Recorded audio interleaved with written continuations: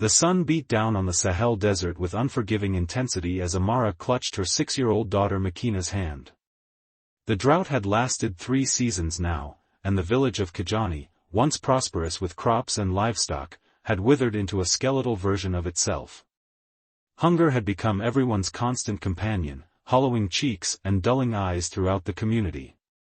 Amara's husband Jabari had died 2 months prior, not from starvation like so many others, but from a desperate attempt to reach the rumored aid station 60 miles north. Bandits had attacked him and the 3 other men who'd volunteered for the journey.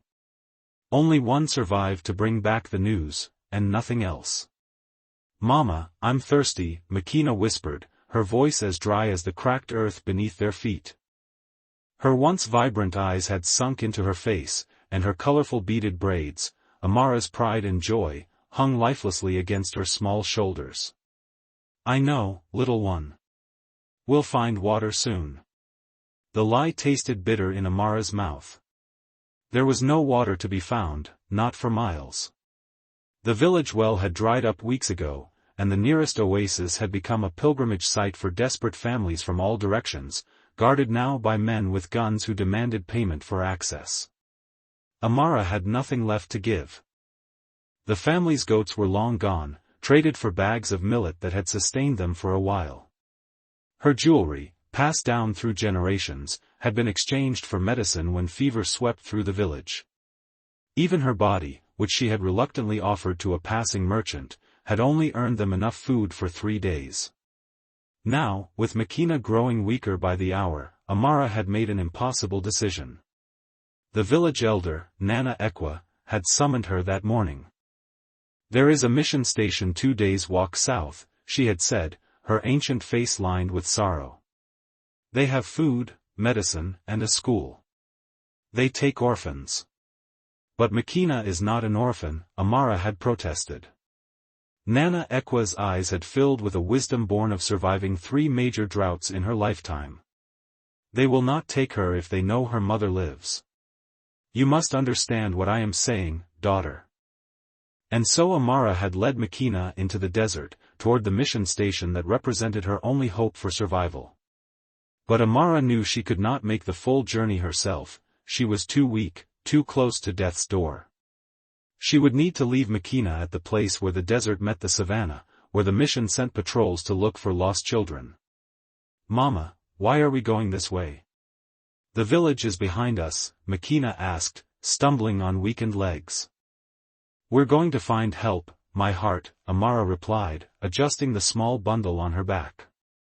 Inside was all she had left to give her daughter, a water skin with precious drops remaining, a small cloth doll Makeena's grandmother had made, and a crudely drawn map to the mission station, created by Nana Ekwa's shaking hand. As they walked, Amara began to tell stories, of the great warriors of their tribe, of how the stars were the eyes of ancestors watching over them, of how the baobab trees held the wisdom of centuries. She braided narratives like she once braided Makeena's hair, weaving strength and hope into each tale. She wanted her daughter's mind to be full of their heritage, their traditions, their resilience. By midday, they reached a small cluster of acacia trees. Makeena could go no further, collapsing beneath the meager shade. Amara sat beside her, cradling her daughter's head in her lap, stroking the braids she had so carefully crafted weeks ago when her fingers still had strength. "Listen to me, Makeena," she whispered as her daughter drifted in and out of consciousness. "You must be brave now. Braver than you have ever been." She explained that she must leave to find help and that Makeena should stay in the shade, conserving her energy. She placed the small bundle beside her daughter and showed her the map. "When the sun begins to set, follow this line," she instructed, tracing the route with her finger. "Walk only at night when it's cool. Hide during the day. The mission people look for children in the morning hours."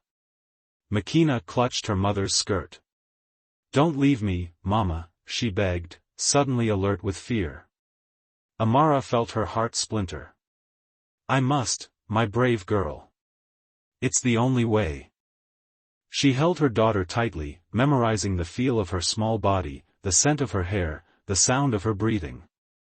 Then she removed her own necklace, the last item of any value she possessed, a simple cord with a small carved wooden pendant of a bird in flight that had been her mother's, and placed it around Makeena's neck.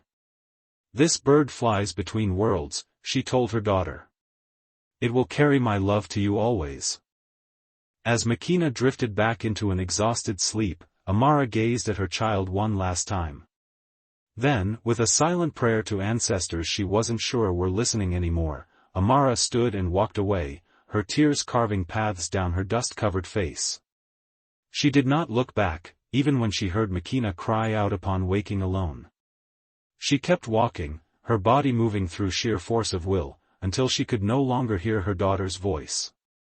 Only then did she allow herself to collapse, her mission complete, her sacrifice made. As darkness fell across the desert, Amara looked up at the stars, the eyes of the ancestors, and whispered, "Watch over her. Guide her. Let my death mean her life." Makeena awoke to silence. The kind of silence that feels heavy, like a blanket woven from absence. The afternoon sun had shifted, casting longer shadows from the acacia trees, and the heat had intensified as if trying to squeeze the last moisture from her small body. Her mother was gone.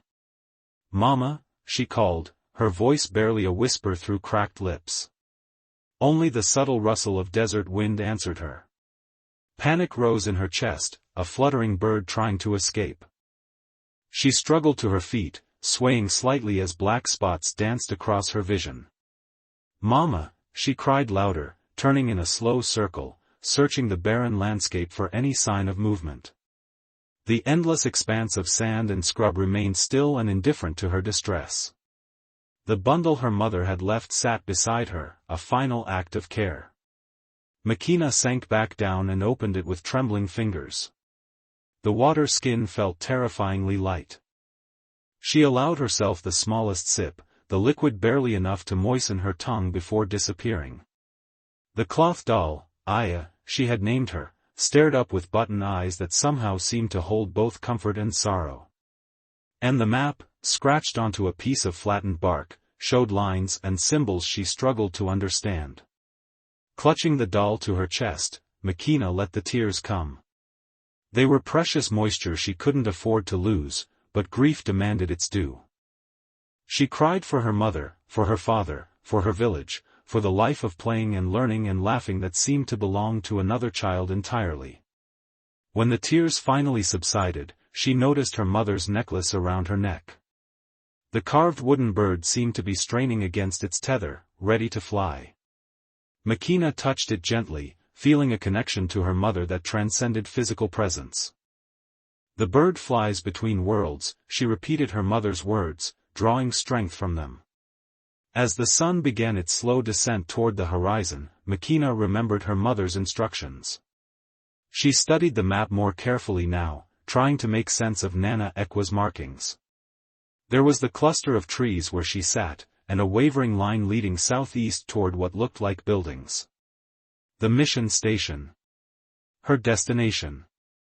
Makeena gathered her meager possessions and tied them into a small bundle as she had seen her mother do countless times. She secured it to her back with a strip of cloth and took one last look around her temporary sanctuary. Something in her young heart understood with painful clarity that she would never see her mother again. Some truths don't need to be spoken to be known. "I will be brave, Mama," she promised the empty air, and began to walk. The desert at dusk transformed into something almost beautiful. The harsh glare softened into gentle gold, then deepened to amber and rose. The sand, still warm beneath her bare feet, reflected the changing colors of the sky. In another life, another time, Makeena might have marveled at the beauty. Now, she focused only on putting one foot in front of the other, following the direction her mother had shown her. As darkness fell completely, the stars emerged, brilliant and numerous, illuminating her path with ancient light. Makeena remembered the stories her mother had told that morning, about how the stars were the eyes of ancestors. She imagined her father looking down on her, watching over her journey. Perhaps her mother was already among them too, a new star joining the celestial gathering. The thought brought both comfort and renewed grief. But grief was a luxury she couldn't afford now. Survival demanded all her attention. The night air grew cold quickly, a sharp contrast to the day's heat. Makeena wrapped her thin shawl tighter around her shoulders and kept moving. Each step was an act of defiance against the desert that had claimed so much from her family, her village, her childhood. She walked until her legs trembled with exhaustion. When she could go no further, she found a small depression in the sand, curled up with Aya clutched to her chest, and slept fitfully under the watchful eyes of the stars. Morning brought its own cruelties. The sun, once her enemy, now became her guide as she sought shelter before its full strength could bear down upon her. She found a small outcropping of rocks that cast enough shadow to offer some protection and crawled beneath it. As she huddled in her temporary refuge, Makeena took another tiny sip of water. The skin was alarmingly light now. She would need to find more soon or face the same fate that had taken so many from her village. Hunger gnawed at her stomach, a familiar companion these past months, but thirst was the more immediate danger. From her hiding place, Makeena watched the desert come alive in ways most never noticed. A small lizard darted across the sand, its movements quick and purposeful. A beetle laboriously climbed a nearby rock. Birds circled high overhead, their keen eyes searching for prey. Life persisted, even here in this harsh place. If they can survive, so can I, Makeena whispered to Aya, drawing resolve from the desert's stubborn inhabitants. As the sun climbed higher, Makeena drifted in and out of sleep, conserving her energy as she had been taught. In her dreams, she saw her mother walking away, always walking away. She wanted to call out, to beg her to stay, but in the dream, as in reality, she remained silent, understanding on some level the sacrifice being made.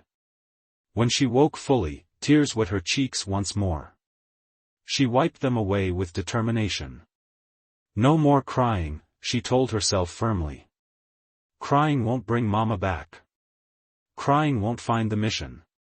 Instead, she began to sing softly, the songs her mother had taught her, songs of harvest and rain and celebration.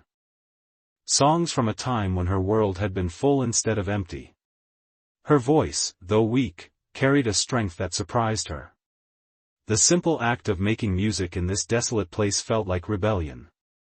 As evening approached again, Makeena prepared to continue her journey.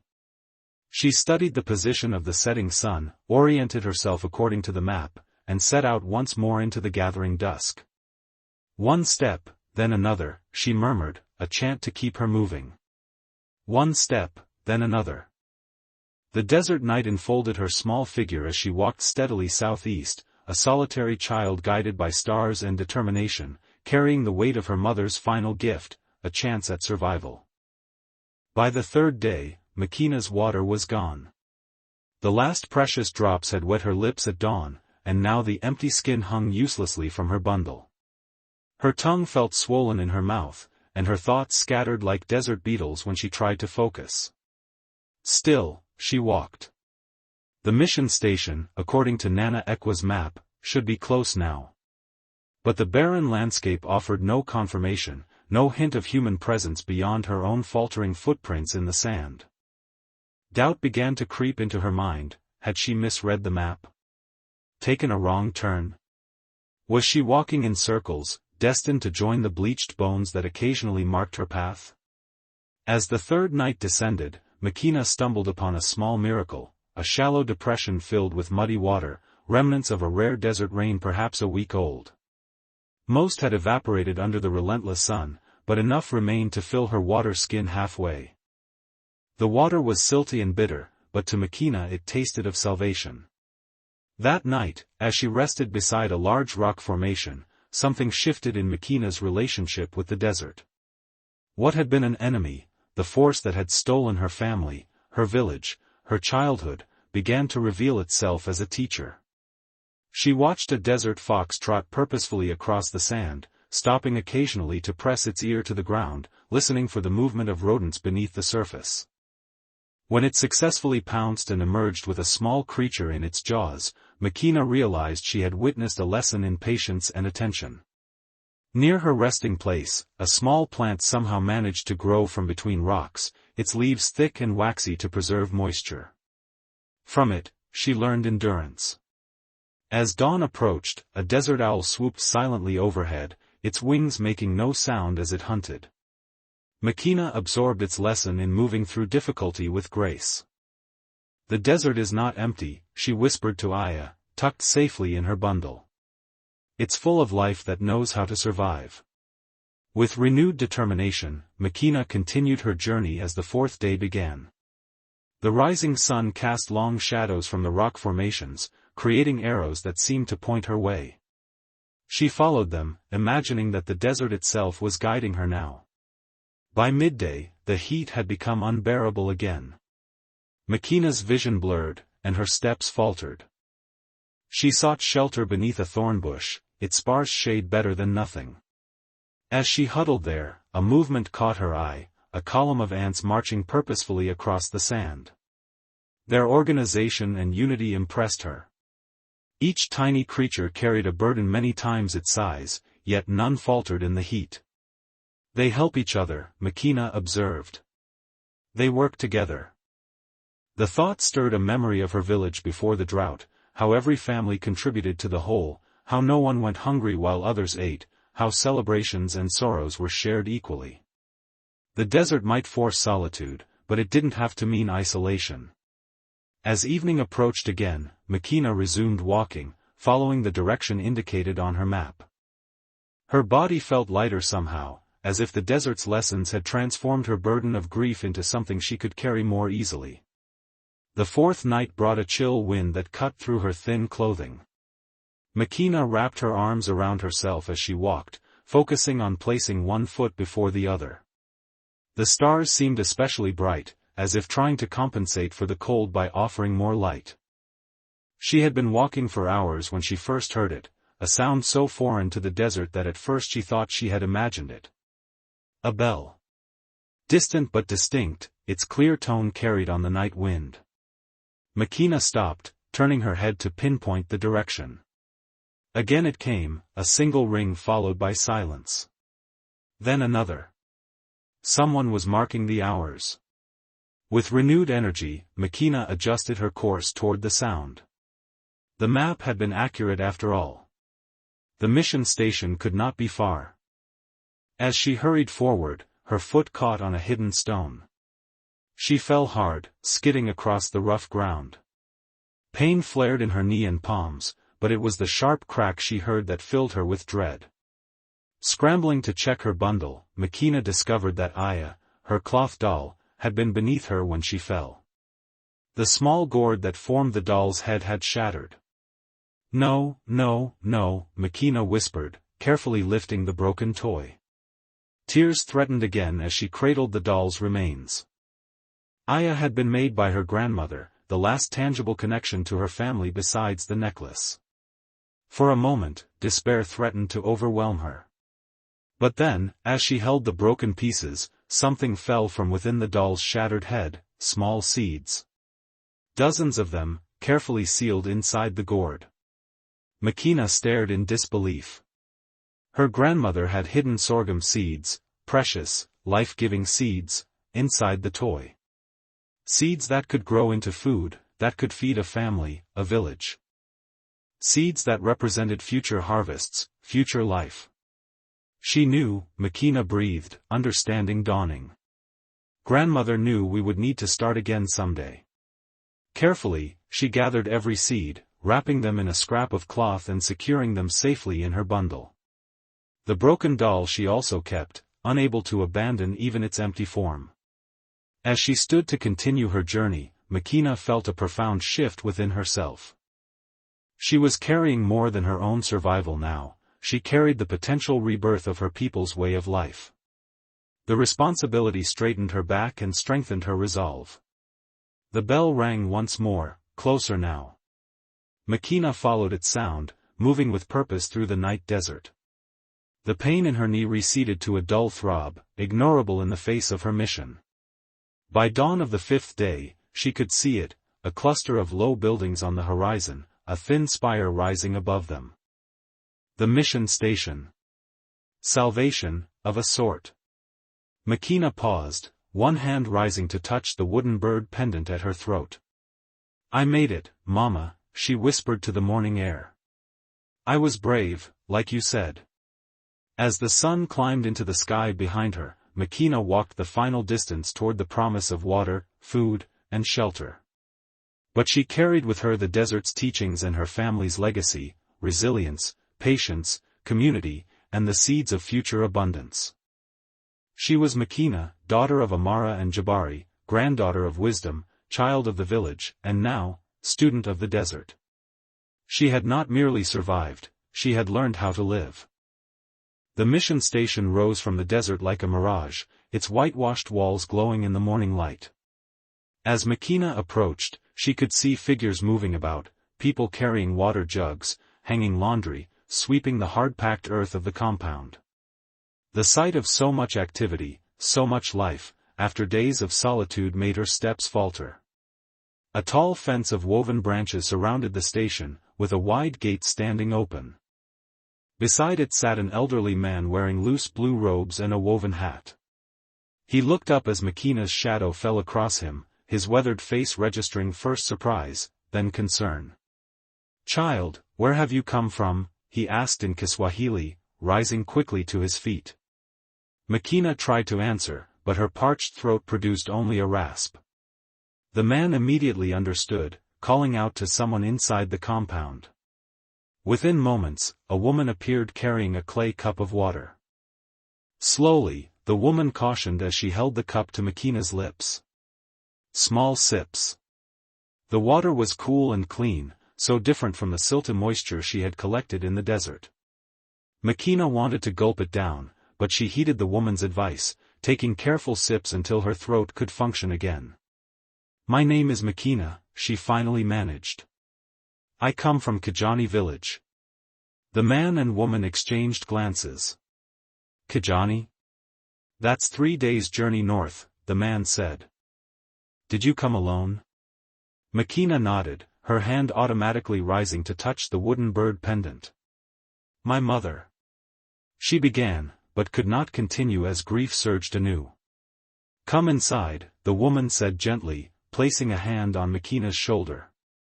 I am Sister Adamu, and this is Brother Jelani. You are safe now. Makeena allowed herself to be led through the gate into the mission compound. Her legs, which had carried her so far through sheer determination, now felt like bent grass stems, ready to collapse. Brother Jelani noticed her unsteady gait and scooped her up easily, carrying her toward the largest building. Inside was cool and dim after the brilliant desert sun. Makeena's eyes adjusted slowly, revealing a large room with several simple beds. 3 other children already occupied beds, their thin forms and hollow eyes telling stories similar to her own. Sister Adamu directed Brother Jelani to place Makeena on an empty bed near a window. The sheets felt impossibly soft after nights on the hard desert ground. As she sank into their embrace, exhaustion crashed over her in waves. Rest now, Sister Adamu said, smoothing a hand over Makeena's matted braids. We'll talk more when you've slept. Makeena wanted to protest, to explain about her village, her mother's sacrifice, the precious seed she carried, but her body overruled her mind, pulling her down into the deepest sleep she had experienced since leaving home. She woke to the sound of singing. For a moment, disorientation clouded her mind. Where was she? Then memory returned, the mission, Sister Adamu, the soft bed. The singing came from outside, many voices joined in harmony. Makeena sat up cautiously. Someone had removed her dusty clothes and dressed her in a simple cotton shift. Her bundle sat on a small table beside the bed, apparently untouched. The other beds in the room were empty. A young woman Makeena hadn't seen before entered, carrying a tray. Her face brightened seeing Makeena awake. You've slept through a day and night, she said, placing the tray on the bedside table. I'm Zuri, Sister Adamu's assistant. The tray held a bowl of thin porridge, a slice of bread, and another cup of water. The sight and smell of food made Makeena's stomach clench painfully. Eat slowly, Zuri advised, echoing Sister Adamu's earlier caution about the water. Your body needs time to remember how to accept food. Makeena nodded, taking small spoonfuls of the porridge. Each mouthful felt like a miracle. As she ate, Zuri explained that the mission station had been established 3 years earlier, when the first signs of drought appeared. It served as a refuge for children orphaned or abandoned due to the harsh conditions, providing food, shelter, education, and medical care. There are 37 children here now, Zuri said. Most came with the aid workers or were brought by dying parents. Very few have made the journey alone, as you did. Makeena absorbed this information silently. The porridge was disappearing faster than she intended, her body's hunger overriding her attempt at restraint. The singing you hear is morning prayers, Zuri continued. Brother Makalani leads the children in giving thanks for another day. When Makeena had finished eating, Zuri helped her stand. Her legs felt stronger after the rest and nourishment, though her body still ached from her journey. Sister Adamu would like to speak with you when you're ready, Zuri said, leading her to a small washroom where a basin of water waited. You can clean up here. The simple act of washing away the desert dust felt transformative. Makeena paid special attention to her braids, trying to restore them to some semblance of the neat arrangement her mother had created. When she emerged, feeling refreshed, Zuri led her through the compound to a small office where Sister Adamu waited. The sister looked up from her desk and smiled warmly. Makeena, you look much better today. Please, sit. As Makeena settled into a chair, she noticed a map on the wall, similar to the one Nana Ekwa had drawn for her, but more detailed, showing villages, water sources, and terrain features across a wide area. Her own village, Kijani, was marked with a small red X. We need to understand where you've come from and what's happened, Sister Adamu said gently. Can you tell me about your journey? Makeena took a deep breath and began. She spoke of the drought, of her father's death, of the village's slow starvation. Her voice faltered when she described her mother leading her into the desert, but she pushed through, explaining how Amara had left her with instructions to find the mission. She knew she was too weak to make the full journey, Makeena said, clutching her pendant. She gave her life so I could live. Sister Adamu's eyes shone with unshed tears. Your mother made the most difficult choice a parent can make, she said. Her sacrifice was an act of profound love. Makeena nodded, unable to speak past the lump in her throat. And your village, Kijani, how many remain there? Sister Adamu asked after a moment. Maybe 20 people when I left, Makeena replied. Mostly elders and very young children. The strongest left months ago to find work in the cities. Sister Adamu made a note in a leather-bound book on her desk. We send supply caravans when we can, she explained. But resources are limited, and the need is vast. Makeena suddenly remembered her bundle. I have something, she said urgently. Something important. At Sister Adamu's nod, she retrieved her bundle from the infirmary and returned to the office. Carefully, she unwrapped the cloth containing the seeds that had been hidden in her doll. My grandmother hid these inside Aya, my doll, she explained, showing the broken gourd head. Sorghum seeds. For when the rains return. Sister Adamu's eyes widened as she gently touched one of the seeds. Your grandmother was a wise woman, she said. These indigenous seeds are adapted to survive in harsh conditions. They're more valuable than gold. She looked at Makeena with new respect. You've carried the future of your people through the desert, she said. These seeds could help not just your village, but many communities when the drought ends. For the first time since her mother had walked away, Makeena felt a flicker of pride. She had done more than simply survive, she had preserved something precious. What will happen now? She asked. You'll stay here, of course, Sister Adamu replied. You'll have food, shelter, education. When you're stronger, you can help with the younger children if you wish. And these seeds, she gestured to the small pile on her desk, we'll keep them safe in our seed bank until the time is right to plant them. Makeena considered this future, safe, secure, but separated from all she had known. Will I ever go back to Kajani? She asked. Sister Adamu's expression softened. I don't know, child. That depends on many things beyond our control, the rains, the recovery of the land, the choices of those in power. But I promise you this, we will preserve your connection to your heritage, and these seeds will one day fulfill their purpose.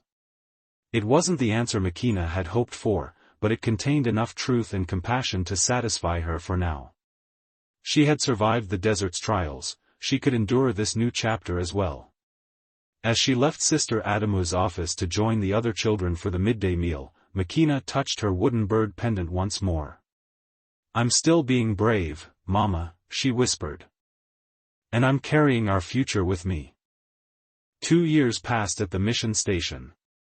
Makeena grew stronger, her mind expanding through education and her heart finding purpose in the mission's nursery garden. Under Brother Kamau's guidance, she learned to nurture desert-adapted plants and preserve the precious sorghum seeds she had carried from her village. These seeds carry the knowledge of generations, Brother Kamau explained. They're adapted to this specific land, these specific conditions. They're part of your people's story. As the second anniversary of her arrival approached, news arrived that changed everything. A supply caravan returned early, bringing reports of unexpected rainfall in the northern territories, including near Kajani. Green is returning to areas that have been barren for years, reported Brother Tafari, the caravan leader. And Kajani? My village, does it still exist? Makeena asked, barely daring to hope. It does. Diminished, but persisting. Perhaps 15 people remain, mostly elders. They've begun to rebuild, but they lack seeds for planting. That evening, the mission council made their decision. We believe the time has come for some of the seeds to return to their native soil, Sister Adamu told Makeena. And for you to return as well, if that is truly your wish. A week later, Makeena joined a special caravan bound for Kajani. Her pack contained not just desperate hope, but concrete tools for renewal, seeds, knowledge, strength. The wooden bird pendant still hung around her neck, a constant reminder of her mother's sacrifice. The journey north revealed subtle signs of the drought's loosening grip, patches of desert sage, more wildlife, stronger winds carrying moisture. When they finally crested the ridge overlooking Kajani, Makeena's breath caught. The village was smaller than in her memories, but smoke rose from cooking fires, and people moved among the structures, survivors who had refused to surrender. Makeena? A tremulous voice broke from the gathering crowd. Child, is it truly you?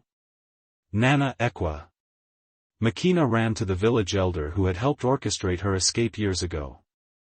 The old woman embraced her tightly. We thought you lost to us forever.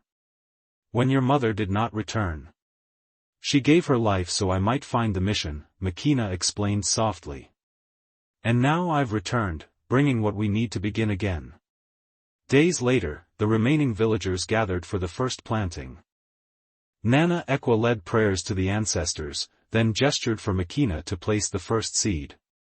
This child has carried our future through death and darkness, the elder announced. She returns as a bridge between what was and what will be. Makeena knelt, digging her fingers into soil that felt different now, not the dry dust of drought years, but earth with emerging potential. She placed a single sorghum seed in the shallow hole. My grandmother hid these seeds knowing this day would come, she said. She knew that endings can also be beginnings.